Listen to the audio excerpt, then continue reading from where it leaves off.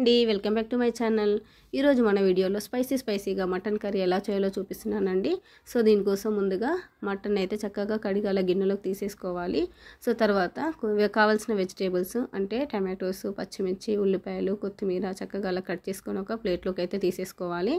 So తర్వాత stove పై cooker పెట్టేసి oil వేసేసి పచ్చిమిర్చి, ఆనియన్స్, అల్లం వెల్లుల్లి పేస్ట్, పసుపు చక్కగా వేసి అలా ఫ్రై చేసేసుకోవాలి. సో తర్వాత ఆల్రెడీ కడిగి పెట్టుకున్న మటన్ చక్కగా అలా యాడ్ చేసేసుకొని ఆయిల్ అంతా కూడాను మటన్కి మిక్స్ అయ్యేలాగా చక్కగా అలా కలుపుతూ ఉండాలి. సో అలా కలిపిన తర్వాత మూత పెట్టేసుకొని చక్కగా ఉడికించుకోవాలన్నమాట కాసేపు.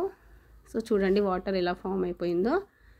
సో కాసేపు ఉడికిన తర్వాత దీనికి కర్రీ కావాల్సిన కారము, ఉప్పు, ధనియాల పొడి, టమాటో పీసెస్ అన్నీ కూడాను యాడ్ చేసేసుకోవాలన్నమాట. సో అలా యాడ్ చేసేసుకొని చక్కగా కలుపుకోవాలి. మటన్ అంతటి కూడాను కారం, ఉప్పు ఇవంతా పేస్ట్ అంతా పట్టేలాగాను చక్కగా అలా కలిపేసుకోవాలి. చూడండి చక్కగా అలా కలిపిన తర్వాత మూత పెట్టేసుకొని కాసేపు అలా ఉడికించుకోవాలన్నమాట.